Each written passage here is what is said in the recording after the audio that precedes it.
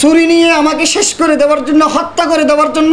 নিজের বাবার লাশের সামনে হামলা ও হত্যা চেষ্টার প্রতিবাদে সাংবাদিক সম্মেলন করেছে চট্টগ্রামের বেওয়ারিশ মানব সেবা বৃদ্ধাশ্রমের প্রতিষ্ঠাতা পরিচালক মাওলানা গোলাম রাব্বানী। তার সাথে আবার আমার স্বাস্থ্য ভাইয়ের সাথে আমার সৎ ভাইয়ের সাথে সম্পর্কটা কি না। 25শে মে বিকেলে চট্টগ্রাম নগরীর অক্সিজেন শীতল ঝর্ণা বেওয়ারিশ মানব সেবা বৃদ্ধাশ্রমের কার্যালয়ে এই সংবাদ সম্মেলন অনুষ্ঠিত হয়। এ সময় ভুক্তভোগী মাওলানা গোলাম রাব্বানী জানান, নিজের বাবার লাশের সামনে হামলা ও হত্যা চেষ্টা করেছে দুর্বৃত্তরা। গতকাল আমার বাবা যখন মৃত্যুবরণ করলো, জানাজা ফেরাবে কথা উঠলো। আমি বললাম আমার বাবা এরকম ওনাকে ওসিহত করে গেল জানাজাটা ফেরানোর জন্য। তখন আমার সৎ ভাই মনসুর জলিফুরি ছাই উঠলো, মানে লাগান্বিত হয়ে আমাকে অকথ্য ভাষা ব্যবহার করে আমাকে তখন তৎক্ষণিক আমাকে মেরে ফেলার বা মারার একটা প্রস্তুতি নিয়ে নিছে। তখন ওই জায়গায় মারতে পারে না, আমি বাসায় চলে গেছি। বাসায় যাই আমার আত্মীয় স্বজনকে বলছে আমি চলে যাব, আমার বাবার ওসিহত সন্তান হিসেবে পালন করতে না পারলে আমি ব্যর্থ সন্তান, আমি এখানে থাকবো না, জানাজা পড়বো না, আমি চলে যাব, আমি আল্লাহর হাজা অপরাধী হব।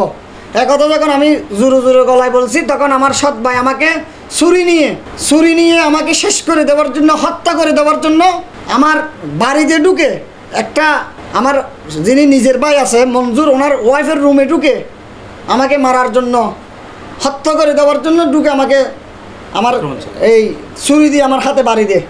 আমার হাতেটা এখনও ভাঙা, আমি ব্যথার জন্য ধরতে পারি নাই। যদি ওখানে লোকজন না থাকতো আমাকে বা উনি ছুরি দিয়ে আঘাত করতো বা হত্যা করে দিত। উনি আমাকে শেষ করে দেওয়ার আরও একটা কারণ, উনি একটু রুবি, উনি সবসময় বাবার যে বিটা পুরো বুক করতে চায়, আমাদেরকে ওখান থেকে ছাঁটাই করে। ব্যক্তিগতভাবে আমি নিঃসন্তান, আমার কোনো সংসার নাই। যেহেতু উনি চাচ্ছে আমার যেহেতু সংসার নাই, আমার সংসার তছনছ হয়ে গেছে, আমার সন্তানাদি নেই, আমার যেই সম্পত্তির বরাদ্দটা উনি বুক করে আয়ত্ত নিয়ে আমাকে কি করে দেবে, এখন থেকে আমাকে ওখানে উঠতে না দেওয়ার জন্য সেই ষড়যন্ত্র না সেটা করে যাচ্ছে। সংবাদ সম্মেলন থেকে বাবার লাশের সামনে হামলা ও হত্যা চেষ্টা কোনোভাবেই কাম্য নয় বলেই জানান এই আইনজীবী। এলাকায় যাওয়ার পরে ওই বাবার লাশ সামনে রেখে এই যে পূর্বের কূপটা নতুন করে তারা তুলিত হয়, এবং তারা যে আগে যে বলেছিল যে দেখাই দিবে, সেটা দেখাই দেওয়ার জন্য বাবার লাশ সামনে রেখে একটা জানাজা পড়াবে, কে পড়াবে ওটা নিয়ে তারা একটা ইস্যু তৈরি করে ওনার উপর ছুরি নিয়ে হামলা করে। এবং ওনার যে বর্তমানে কিন্তু উনি আঘাতপ্রাপ্ত হয়েছেন, ওনার যে হাতে আঘাত, বুকে আঘাত, হ্যাঁ, ওনার যে পরিবারের যে চেহারার যে অবস্থা, ওনাকে প্রচুর কিন্তু টর্চারিংটা করা হয়েছে।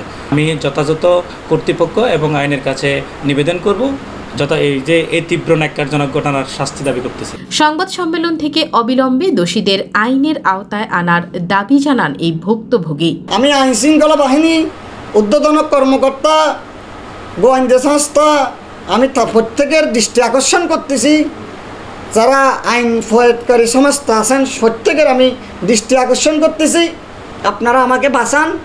আমি একজন সমাজকর্মী, আমি একজন মানবাধিকার কর্মী, আমি নির্যাতিত নিপীড়িত মানুষের পাশে থাকতে চাই, আমার কোনো লোভ লালসা নাই। সংবাদ সম্মেলনে এ সময় ভুক্তভোগী সহকর্মীরা সহ অন্যান্য নেতৃবৃন্দরা উপস্থিত ছিলেন। তার সাথে আবার আমার স্বাস্থ্য ভাইয়ের সাথে। ডেস্ক রিপোর্ট, খবরের চট্টগ্রাম।